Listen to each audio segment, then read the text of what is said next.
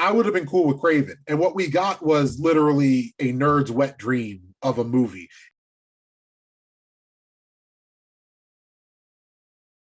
Welcome back, ladies and gentlemen. It's another day to discuss other people's excellence. I am number brother one himself, Mr. Brett Carroll. Charles is always daydreaming. This is our BS review, and if you can't tell with my stupid hand gestures, this is motherfucking Spider-Man. We waited because we were trying to not, because as you know, all of our reviews are spoilers. We don't have the time to be doing non-spoiler and spoiler. We just give it to you the raw dog style the first time. So we waited. We like it raw. We waited. If you haven't seen it by now, I don't know what the fuck you're doing. But I guess wait to watch it. Then we are going. There's spoilers. There's your last warning. Spoilers. But that's what I'm saying. If you haven't seen it, go. I guess pause. Spoilers for everything in the MCU up to this point. Because we're gonna do a separate Hawkeye pod, but it's not that important if you didn't see Hawkeye. But we're gonna spoil parts of Hawkeye. Once again, not that important if you didn't see Hawkeye. It's not like, oh my god, everything. No, it's not that big. But there's no way certain things in here. Kill them. Why? No, it's not that big. But spoiler warning. All right. So before we start about specifically No Way Home, I have to ask: did this make you like any of the other Tom Holland trilogy movies more? Yeah, I thought I'm in the camp of saying he's the best Spider-Man. I understand we grew up with Toby, and I don't think anybody says Andrew, but this is the best Spider-Man to me. All three were good, and all three have got better. That's rare that you see in a trilogy. The sequel is better than the first one, and the third one's better than the second one, and the first one was also good. Usually in a trilogy, at least the sequel sucks. They pat themselves on the back too much on the sequel, and they get it together by the third one. Sometimes it just gets worse as the series goes on. That's what most trilogies. Iron Man is in the MCU. Iron Man's the worst one trilogy wise.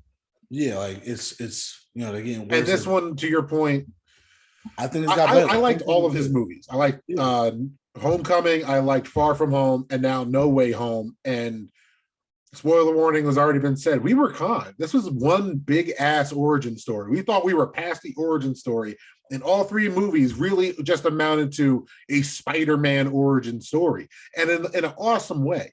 Let's start at the beginning. Me and you both did. I'm pretty sure me and you recorded a Far From Home spoiler talk, and me and you both liked it. Mysterio was dope. Vulture, Mysterio, 2 for 2 in my opinion from the Sony MCU villains, surprisingly, right?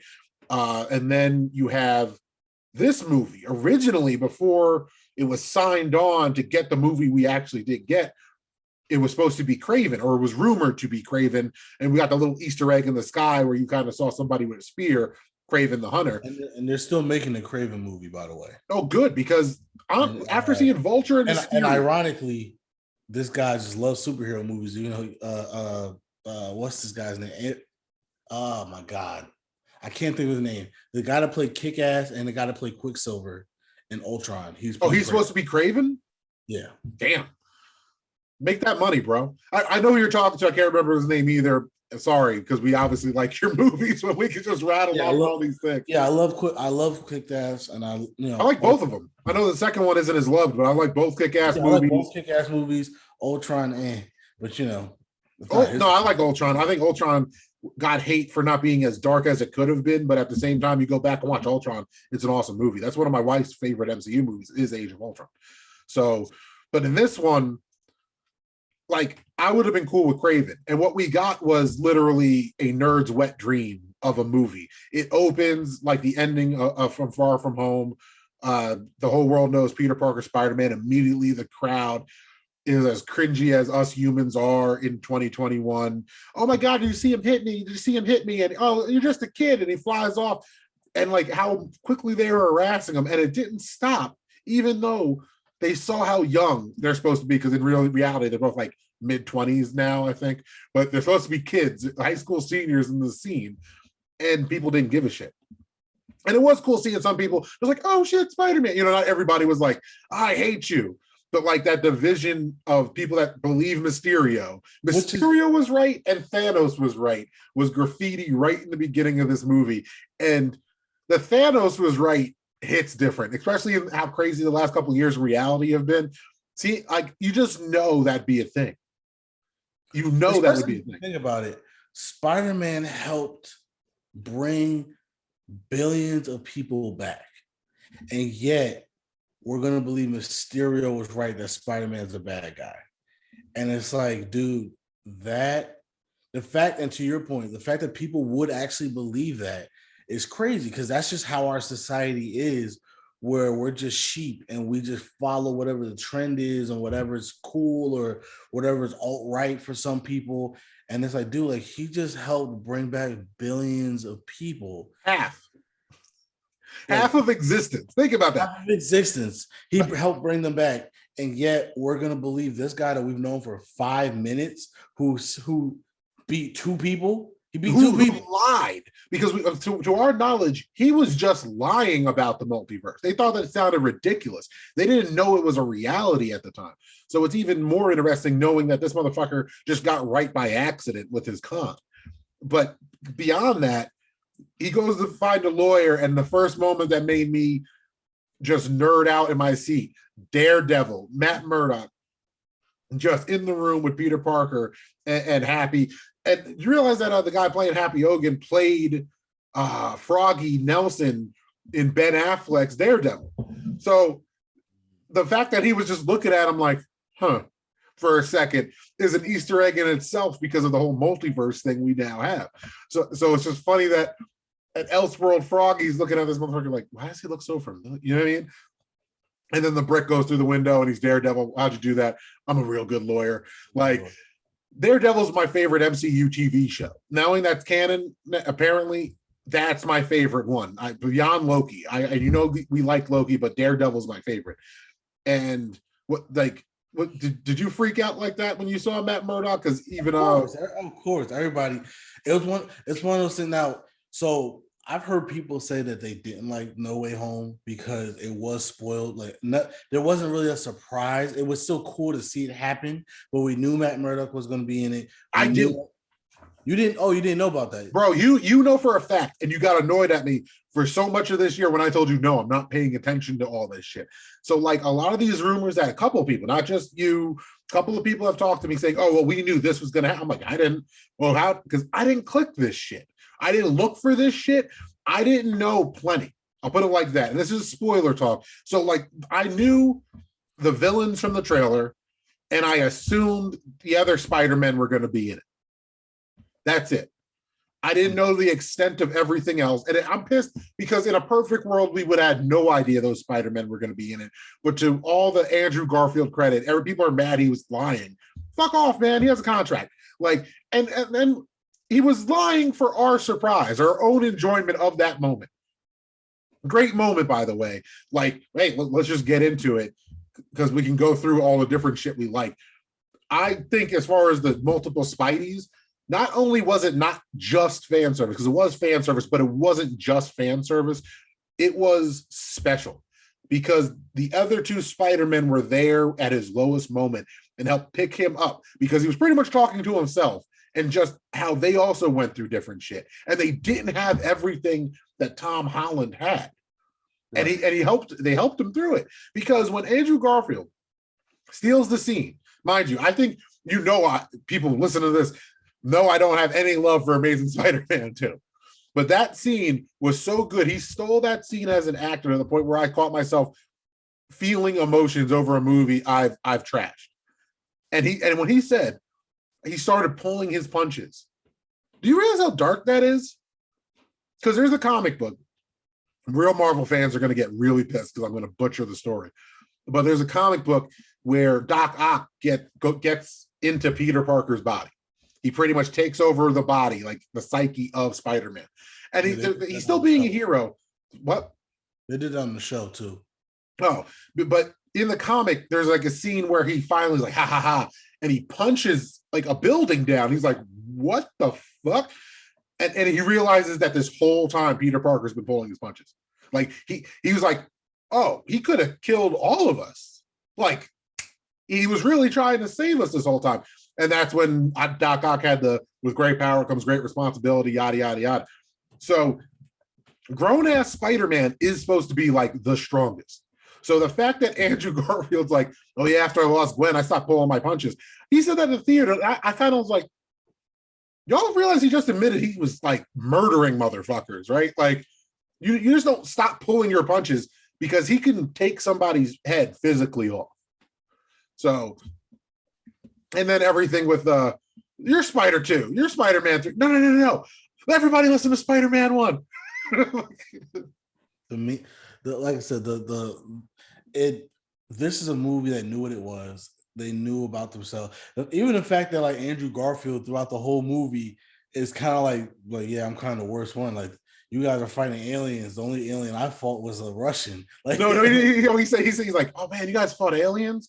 I fought like a Russian guy in a suit once. Like he's like, I'm pretty bad. No, you're not. You're amazing. You're amazing. Say, no, I need to hear that. Thanks. I needed to hear that. Like the whole thing. It's like, guys, don't worry. I kind of know about teamwork. I was an Avenger. What does that mean? Like, and part of me is like, oh, I wish Venom was in it. I'm kind of like, where's Topher Grace's Venom? Like, if we got all these other villains, where the hell was Topher Grace's Venom? Like, you could have just had a fun little cutaway scene just showing Eddie Brock hitting on somebody. You know what I mean? Like that version of Eddie Brock. I will say this, back to the spoiler point. I do wish they would have saved something for the movie.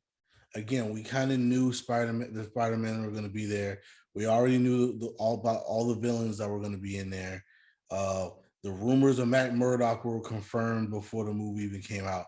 I do, as much as it was still cool to see all of it, to your point, I do wish they would have brought, whether it's another villain or something, or the Gwens, or I'm sorry, the different MJs or Gwen Stacy in Andrew Garfield's universe. I do wish they would have done something else. Aunt May's death, I think maybe was a good part of that. That was crazy, dude. Like, I think this movie was perfect. I think the only way it could be ruined for you is if you were somebody that was constantly keeping up with every rumor. Like, Spider-Man's like my number 2 favorite, only under Batman. And I don't feel like any of it was ruined, because if you only watch the trailers, you didn't even know how big of a role those villains were going to have. Because we've seen trailers, especially Spider-Man trailers, that tease this much. Like Amazing Spider-Man 2. I don't hate that movie from nothing. You know what I mean? Like, and Amazing Spider-Man 2 wasn't this. We had all the same amount of characters. What you think about, it's the new Green Goblin, it's Electro, it's the Sinister Six they're building towards. And this movie had so many moving parts, and they all worked perfectly. Like Ned and all the magic, MJ helping, the sacrifice at the end, the villains themselves. Like Jamie Foxx got a chance to redeem himself from just how bad the writing was from Sony. But it was his birthday. I thought you were going to be black, helping people. You're from Queens. I just figured you'd be black. I'm not complaining. I love the movie. I thought it was really good. I did the right thing this time by making sure I saw it in a crowded theater. Like I've said, that's my biggest regret as a movies fan, is going to see Endgame in an empty theater at 9:00 in the morning. I shouldn't have done that. This was awesome. I saw it in 2 packed theaters. The first one, it was a better crowd, just like as a moviegoer, not just a MCU or a comic book or like that type of event. I mean, just a better crowd as a moviegoer, because the second crowd, some of them, it was filled with kids, and not like little kids, like 19-year-olds that just don't know how to fucking act and still act like kids. So that's what annoyed me in the second one. Like you're just inconsiderate regardless of the movie. But overall, the crowd, it was the first time I went was the first time I saw that many people in a movie in 2 years. And it was a big deal. And all the moments felt right. Like the way these girls screamed when Andrew Garfield walked through that portal. Holy shit. And I don't want to make fun of them. Like, I wish I could be that excited, because I was jealous, because it was real. You know what I mean? Like, it was the realest. Like, and she was all, I was up front. And that was the only ticket I could get was in the front row. So and I know she was all the way up top. That's how loud she screamed. Like the only other type of reaction I remember that loud was in Infinity War when T'Challa just dusted, and I heard a woman gasp and scream like that was her kid. So this movie, as far as surprises, no one's going to tell me this movie, Green Goblin, didn't surprise you. Because let's be real, most of us were hedging our own emotional bets that he was not going to be in the movie as much as he was, let alone the main villain. Like Green Goblin had the Joker vibes. Like, yeah, shit's bad. Oh shit, he's here. You like Asia legit leaves this theater with me, and she's like, "Hey, I didn't realize Green Goblin was that serious." I was like, "Oh yeah, he's pretty much evil Iron Man in the comics. Like he has all the resources in the world, and he's terrifying. Like he's terrifying." And this movie captured that because those fight scenes, no one thought going into this year we'd be at the end of it be like, man, Willem Dafoe has some badass fight scenes. Like, and when Tom Holland's just beating the shit out of him and he's smiling, he's like, yeah, that's like that dark side shit. That's exactly what I wish the Tobey Maguire one had more of. And Doc Ock was perfect. Like that dude, those dudes did not miss a beat character-wise. Tobey Maguire, holy shit, all of them. You felt like they were the same guys from the movie. All the credit to the people that wrote this movie, because not only did you know what you were doing, it very much shows you cared about what you were doing. And also, and you said, and you made a comment a minute ago, this was an epic because it had to be an epic, because Spider-Man is Marvel. We said this in our last pod, I think Eternals pod. We forget Captain America, Thor, Iron Man, these aren't household names. The MCU made them household names. Well, Captain America just because it's Captain America, but yeah. But I mean, Captain America to me has always been like an A- star in the Marvel universe. When you think of Marvel, it's Spider-Man, it's X-Men, it's Hulk, and I think Fantastic Four, if you're going to put like a fourth person on there. Now it's, obviously Iron Man, Captain America, Thor. But the MCU has done a great job of taking these B-list and C-list heroes and making them characters that we all fall in love with. Let's be honest, even Black Panther. Black Panther is not that big of a superhero in the grand scheme of things. Now he is a household name. To your point, the fact that he was, without a doubt, no matter what movie theater you saw in Infinity War, his dusting got the biggest reaction out of anything. Him and Spider-Man. Spider-Man wasn't because it was Spider-Man. It's actually because Tom Holland's that good of an actor, and it felt like you were watching a kid die. Yeah, and it was like, I'm scared. I don't, he was the only one. Oh my god! Like, see, grown ass men still we don't like repeating that fucking. I don't want to go. I don't want to go. And you're just sitting there like that's some war shit. That's some real life. That's what happens in war. Yeah, like and. That's how good the MCU's been. I agree. Like I said, I'm a DC fan, but I'm gonna give them their credit. They have. This is Sony though. You have to give Sony their flowers on this because they had the final say. And apparently, contrary to rumors, shout out to John Campea because he's one of my favorite movie guys online. Period in YouTube and shit. I've watched them for years. He's even pointed out like Kevin, stop, like all of the fans, stop giving Kevin Feige props on this shit. He had nothing to do besides they're like, okay, we're cool with that. That was his job. Sony did this.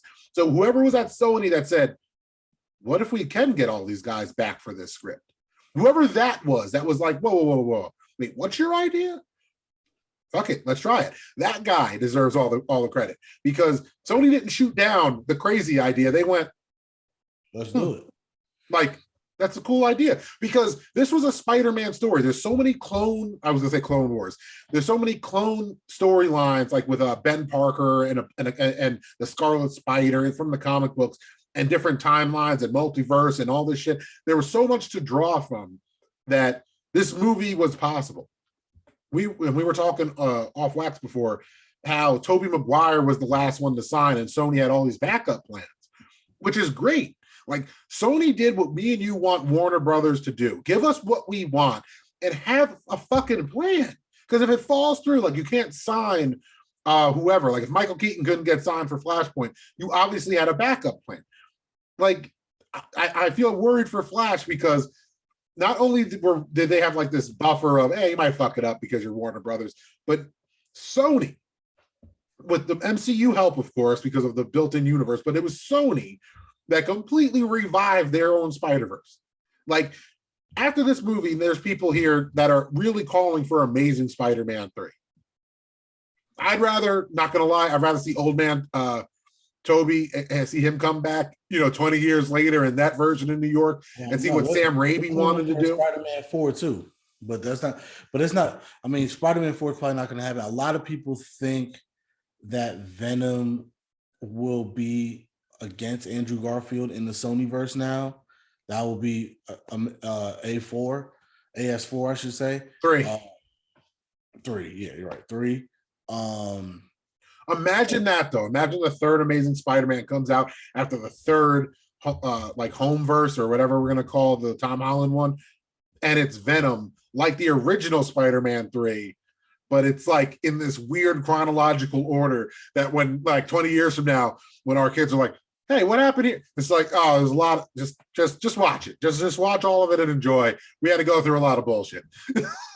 Like it is so much backstage bullshit to try to explain how this movie came about and why the joke. Because if you don't really know, you just watch it straight through, you could like Amazing Spider-Man. Like, there's like if you're a kid, I'm sure there's kids out there that they love Amazing Spider-Man, both of them. Good for you, kid. Like Andrew Garfield got the redemption. Like, oh, this was the other point that we couldn't remember before that was leaked. That was bullshit. It wasn't a leak. Fans came up with it, and it was just, we just were right as fans because apparently a fan wrote this shit. He saved MJ because MJ was in the trailer falling, and people were like, how cool would it be if Andrew Garfield's in the movie and he's the one that saves her? We just got that right. That was not a leak. That was just nerds getting something right in the movie. And like, I appreciate it because once again, because I was not trying to stay in this fear of trying to figure out all the spoilers before I saw this movie. I was just happy for everybody that kind of wanted that. Not only did you get it, it still hit. The emotion of that scene. You said packed theater. The way that movie was going, we just lost Aunt May. She gets knocked off. We just got done being reminded of Gwen Stacy. A good half of that theater was like, oh, she's dead. Like, she's going to die. Because they purposely did the same angle and everything. Mm-hmm. Gwen Stacy thing. You see him jump. You see him get knocked away from Green Goblin, just like in Amazing Spider-Man 2. And it's like, oh. No, and you see him jump. And like, I only knew this because I watched an Easter egg thing, and then I saw the movie again. So the way Tom Holland initially jumps is the same way Andrew Garfield jumped to save Gwen Stacy. The problem is the way he jumped, and then he goes for the web. And Andrew Garfield's whole thing was, I should have jumped differently to catch her, not to web her. So if you watch how Andrew Garfield jumps right after, it's exactly how he kept replaying in his head how he should have saved her. So it's a beautiful scene because it's actually Garfield saving him from making the same exact mistake, because instinctually they just jump and try to web. That's great. That's great writing. Like, I don't know what people want from this movie as a Spider-Man fan. I don't want people like, if your favorite movie before this movie, or still is, it can still be your favorite, is Spider-Man 2, like Tobey's Spider-Man 2, you're going to love this movie. This is just your second favorite now, if that's still your first favorite. Because, like, this is my favorite Spider-Man movie, and it's for all the credit. Like, Tom Holland was my favorite Spider-Man before I saw this third one. But having all three of them in it, making all three of them legit in their own way, just feels nice. Because, like, no one ever bitches about how good the Lizard was. The Lizard was a good villain. That first Amazing Spider-Man's a good movie. And losing Aunt May with the original line about what comes great responsibility. Like, I remember to bring this up now. The first time I saw it, there was a neckbeard next to me that thought he was like very knowledgeable about comics or something. He's just trying to sound edgy, trying to be that guy saying one-liners in the theater and no one laughing, which is amazing in a packed theater, mind you, because usually you can at least get a chuckle. But he said the word cringe at 2 points in this movie. One was right after Aunt May said the great responsibility as she's dying. which is just annoys the shit out of me. And I almost chose violence because I was like, ugh. And then was at the end with the Venom teaser when the symbiote gets left, and he said cringe, which I just don't even know what that means in that context. But I was just thinking to myself, I'm like, oh, so you're like one of these, you only watch these comic book movies and you try to act like you know everything about the comics. Because in no way, shape, or form was Aunt May's death cringy. There's plenty of cringy ways to do it. I've seen enough Batman deaths to know. That was perfect. No. I know you're not talking about my girl Talia al Ghul in Dark Knight Rises. That one scene ruined that whole movie for me. Not the whole movie, but it's also annoying because it's like you really just couldn't do a better take. Like there's a better take than that. She's that good of an actress. Like don't tell me. It's one of those things. Like, all right, it must have been a long day that day, and it was like, "Fuck it, we're just gonna leave this in there." Oh yeah, there's a story there. There's some passive aggressive bullshit behind how she did that. There was some inside, like people on the movie don't even want to talk shit about it because it's probably like 100 days of shooting and they're just fucking over everything because that's no way that's the best take she did. She's too good of an actress. You know what I mean? Like, or that's not even the take they were supposed to use. They're like, no, fuck this bitch. I got you. Yeah. And literally, there's none of that in Spider-Man. Like this movie was perfect. Like I have no like the criticism. Okay, if there's some criticisms, Electro didn't know who Peter Parker was. The spell doesn't necessarily make sense. You could pick apart what happens to pictures. There was definitely plot holes. There was definitely plot holes, man. Like again, if you read the comics and there's all this multiverse bullshit too in the comics, some of these questions are like. I mean, it takes one scene in the next movie. Like yeah, Peter Parker's erased from everywhere because magic. Like, it's not that deep.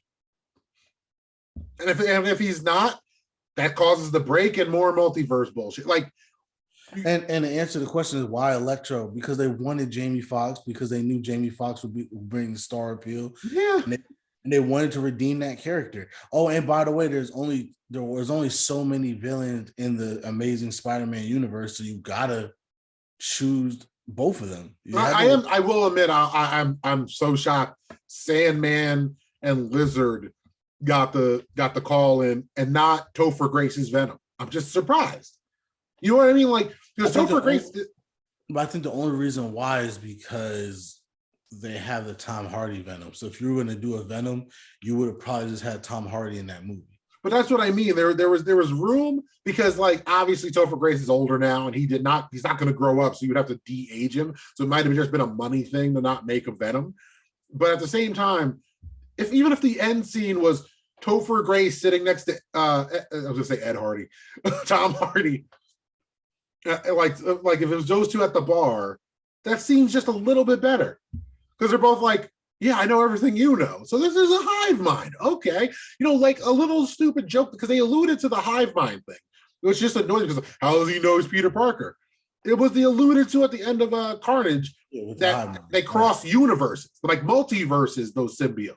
And they're all connected. So like, which is also, I think, ripped right from the comics. Sorry, the Null comics are quite new. And if I'm picked up a new comic in the last 5 years, sorry, it was DC. But like, I just want to point that out to everybody. I did not read Null yet, even though I plan on it because Venom. But I like the plot holes. I don't care. Like it's like what you said. Well, how do you get that new body? He's made of electricity. Let the dude pick a 6-pack. Like if you could reform your body, guys, come on. You keeping the gut. You keeping the gut.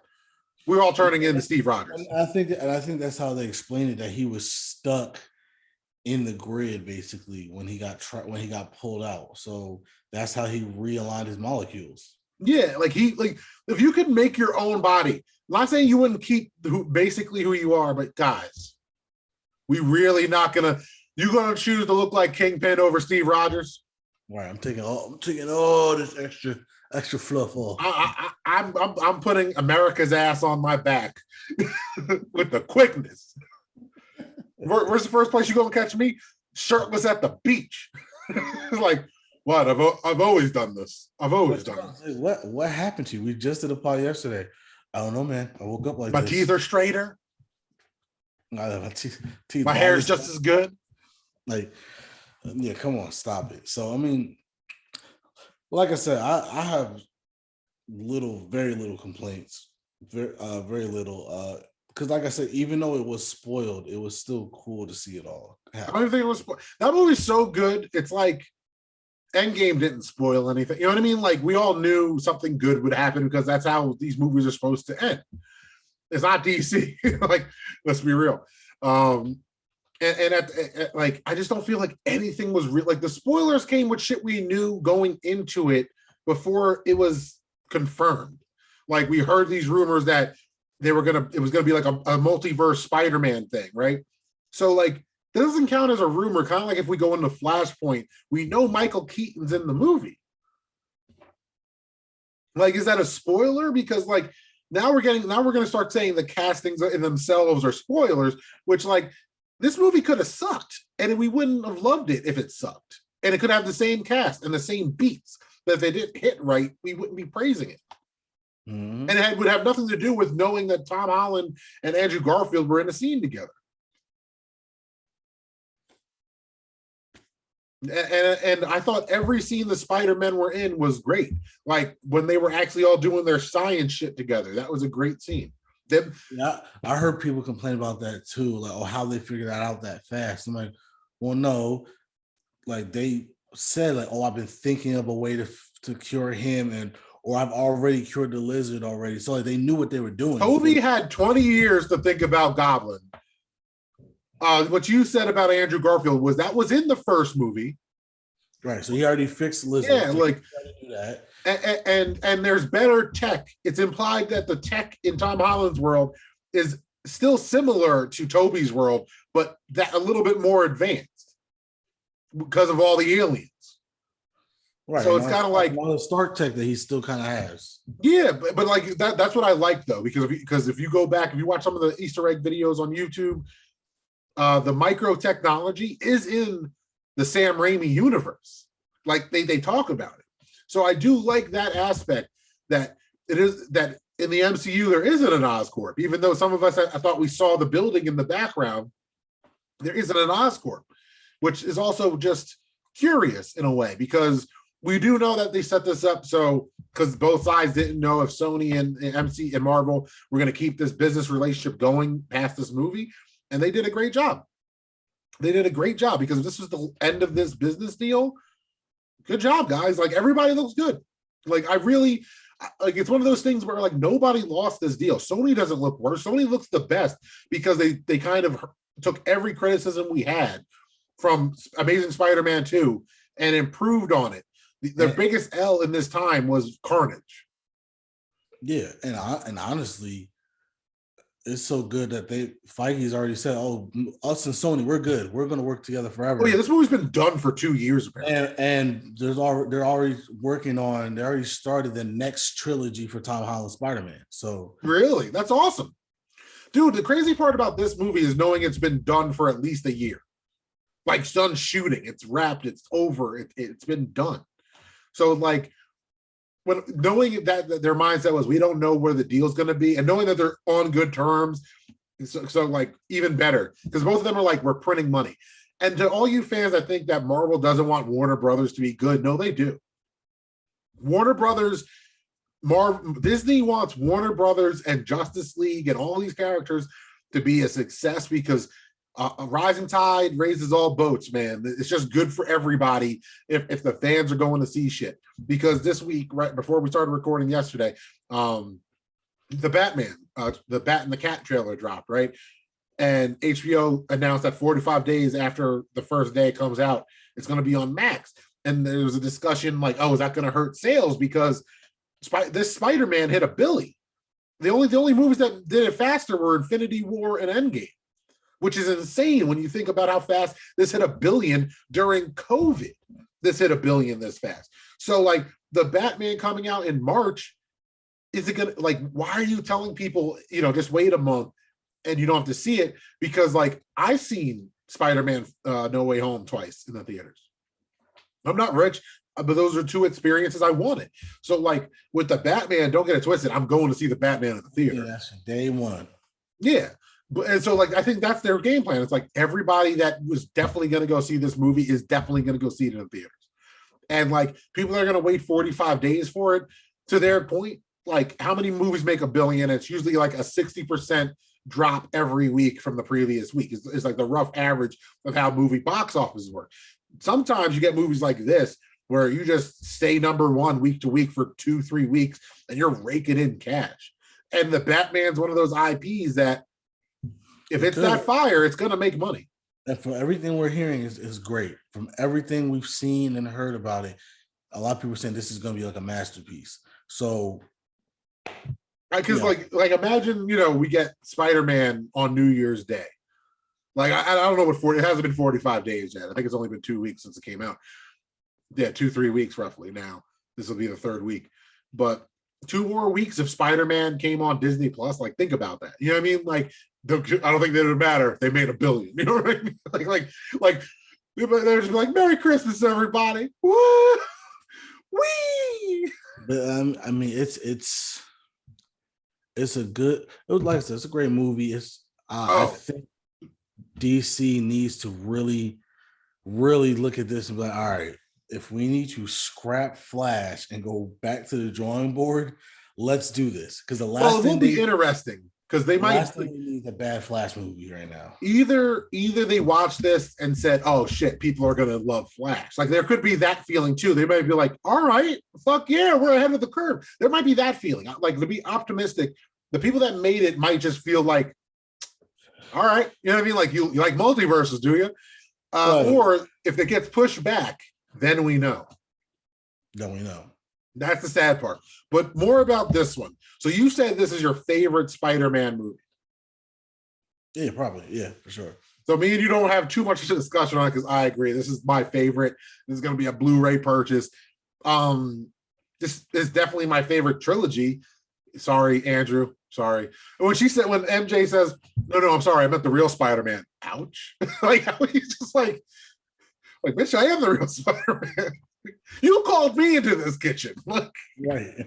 Like he kept getting insulted. It was amazing. And because I bitched about this since, for 20 years now, how Toby was, his web slinger was a mutation and not something he built, always pissed me off. That's part of Spider-Man, him building the webs. And so when he goes, all right, guys, reload on your shooters, and Toby's like, what? And he just shoots it. And how disgusted Andrew Garfield looks. He's just like, what? like where else does it shoot out of? But when they were just being dudes, they're just like, bro, it's just us. Like, does it come out of anywhere else? And he's like, no. Well, I did have a web block once, like that callback to the movie. I did have a web block once for what? Existential crisis, like great movie. I love that fucking movie, bro. Yeah, especially with Tom Holland. Like, where else does it shoot out of? And I'm like, adult jokes. No. He's like, well, does it shoot out of anywhere else? And Andrew Garfield's like, bro, how could you ask that? But does it? And even when he said blockies, they're like, oh, blockies, like, and then it's just hilarious because it's like, yeah, if you think about it, why would that be a bodily fluid that comes out of your body? Like that's absolutely disgusting. How does it work? And they're like, how does it work? He's like, well, I haven't cut myself open to find it. Like how he's looked at him like, how the fuck am I supposed to know? Like I just do it. I love how he was disgusted with them. Like, I don't understand like why this is such a big deal. And they're looking at him like, bro, I understand. Like, hold on. I understand we all crawl walls and have super strength and everything else. What you're doing, that's disgusting. You know that, right? And he's just like, nah, man, it just shoots out my damn wrist. It's just like, yeah, no. Are you ready for a fight, or are you gonna go into this dressed like a youth pastor? Yeah, it was so good. I loved how it didn't take itself too seriously. It brought up the memes. It brought up all the callbacks. I'm somewhat of a scientist myself. Everybody loved that. They did the whole pointing thing. I love that. I just love like it knew what it was. Again, Andrew Garfield. They clearly were roasting Andrew Garfield the whole time. Like he like you said, like, I suck. No, you're amazing. No, No, say you it. got to say it. Say it. I needed this. I needed to hear this. Like, because bro, we all know your Spider-Man was the worst one. And like even No, his movies were the worst one. There's some people that love it that think he's the best Spider-Man. Like just for the clarity of it. And it's like, again, they're like, oh, like you fought an alien, like you went off world, you actually had an alien on you. My alien was a Russian in a metal suit for 2 minutes before I hit him with a. Oh, the second movie's so terrible. But anyway, the movie's so bad. I really like Green Goblin so much that he's one of my. If he counts as an MCU villain, it's up there, man. Like he wrecked shit for the little bit of time he was in New York City. He was a terrifying presence. And watching it a second time, like you notice when Goblin takes over again, because it's right in the scene where it's like, oh, you're gonna be one again, and when he goes, just me, that's when he switched, because he turns around and he's smiling, and it's so low key. Because if you're not ready for it, it's you just assume it's the same tone. But when you're looking for it, you hear the difference in his voice, let alone the facial thing. But and the scene when the Spidey sense goes off, the framing of it, the first person in the frame is Green Goblin in the background. Like even in that shot, when you're ready for it to happen, it's framed so when it goes off, the thing it's going off, it's showing you as Green Goblin. And I did like it because of how nervous Sandman and Electro got. They were like, "What's you looking at me like that for?" Like, and then they're getting nervous because they're like, "Yo, what the fuck are you looking at me like that for?" And then Goblin Speaking of the Spider Sense, even the whole like when Doctor Strange astro projected him, and you then see the squiggly lines around his head when he has his Spider Sense, like because obviously you would never do that in a live action. But now that his soul is in, that his body was moving on its own because of its instinctual spider senses, I thought that was a really creative way of doing that, because that's such an. Are you doing that? I don't know. Like yeah, it's such an iconic part of what he is as a character that we never get to see because it's all live action. So having him be an astral projection of himself, and now you see the squiggly lines, and now you see his body just instinctually moving on its own. Like I thought that was awesome. And once again, he kicked Doctor Strange's ass. And once again, I think it showed just how badass Spider-Man is, because again, Spider-Man really is the Superman of Marvel. We don't think in today's day, we don't think of that. We think of Captain America, but like throughout history, Spider-Man was the face of Marvel. Like he was. Yeah, the Marvel logo and the comic book thing usually have the spider, like a half spider on it. I think we kind of touched on everything, at least as the nerds we are, that we really loved about the movie. Obviously, we loved all of it, and we could go beat by beat. We and you could literally sit and watch every scene and tell you what we like about it. But the end credits, before we wrap it up, I feel like we need to talk about the trailer that's at the end of the movie for the Multiverse of Madness. And I'm just going to say it again, spoilers for What If. I don't remember if we did a What If discussion, but is that the What If fucking Doctor Strange? Because that looks like the What If Doctor Strange.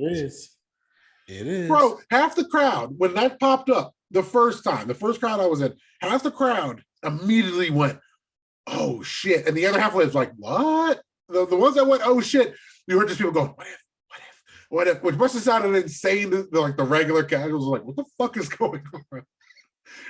But I love that. You gotta watch all the Disney Plus shows. They all matter. And so that to me, that's awesome. Like the Netflix thing, I mean, you wouldn't understand the Matt Murdock thing unless you watched Daredevil on Netflix. So best Marvel show in my opinion. And just knowing that Daredevil and Kingpin are canon going forward, it's interesting because we're getting rumors of, was it Ghost Rider and Punisher? And if they bring back what's his face from the Ghost Rider's confirmed it. I forgot who they picked to be Ghost Rider. But the rumor right now is Norman Reedus. Yeah, Ghost Rider's confirmed. From Walking Dead. Yeah, Ghost Rider is confirmed. Punisher, they might bring back for season 3 now. I want if they make a Punisher movie, have it be that dude from the TV show. Yeah, he's perfect. Everybody, I mean, all that's canon now. No, not all the Netflix is not canon now. You got to be careful because they've done this multiverse bullshit. So they're hinting that Matt Murdock and Daredevil is canon, but not all of it, because you know for a fact that what's his face? How is Luke Cage's main dude? Like Luke Cage can't be canon because his main dude is identical twin to Blade now. Yeah, but his main dude's dead, so it doesn't matter. He still looks just like Blade. Like, in the MCU, that means that okay, this guy died in Harlem, and now there's a black vampire that looks just like this guy. Yeah, that walks around New York. Yeah, kind of maybe. Well, that's the weird part about Blade. I didn't realize this because growing up with the Wesley Snipes Blades as we did, but Blade's originally supposed to be from London. So, like, even though me and you were just programmed to think he's from New York City, like, because Wesley Snipes can't do an English accent, and that's the only reason that was retconned for everybody. Because I didn't know that either. When I just was looking up Blade stuff, I was like, he's British? And it's just like, yeah, Wesley Snipes, yada, yada, yada. 20 years later, now he's usually from Harlem or Brooklyn or some bullshit. And it's like, I mean, we've seen people play multiple people in multiple superhero stuff at that point. I don't think as a season 1 villain from Luke Cage being Blade is that big of a deal. No, I don't think it's a big deal. That's what I point about. I don't think all of Netflix is canon. I just think as of right now, I think Daredevil season 1 is canon. That's it. Think about it. Like, because Daredevil season 1, how it ends, I don't want to ruin it for people that might not have watched it because it is a good self-contained type of series. So I don't want to ruin how it ends. But like, you could still have a Daredevil and a Kingpin after that point, if I'm remembering correctly, because I don't think, maybe. I mean, because Luke Cage is like the Luke Cage and what was it called? I can't remember. Wasn't the Avengers, obviously. I can't remember what they were called, the Defenders or whatever. Defenders. Yeah, like I never even got to that because I didn't like some of the later shit enough to keep up with it. So I don't think that's going to be canon. I don't think the Defenders are going to be canon. If it is, cool. Don't get me wrong. I'm not like a hater. I'm not like, oh, it'd be stupid. No, fuck it. More fun. But I just think it's season 1 is kind of like the only thing they're like, yeah, that happened. Like, because if you rewatch Daredevil season 1, it fits. He's just a broke lawyer in Brooklyn right after the first Avengers movie. Like, there's a lot of catching up to do between Daredevil and Hawkeye in the MCU. Yeah, I mean, no matter what, I think if the demand is there, they'll bring all those characters back.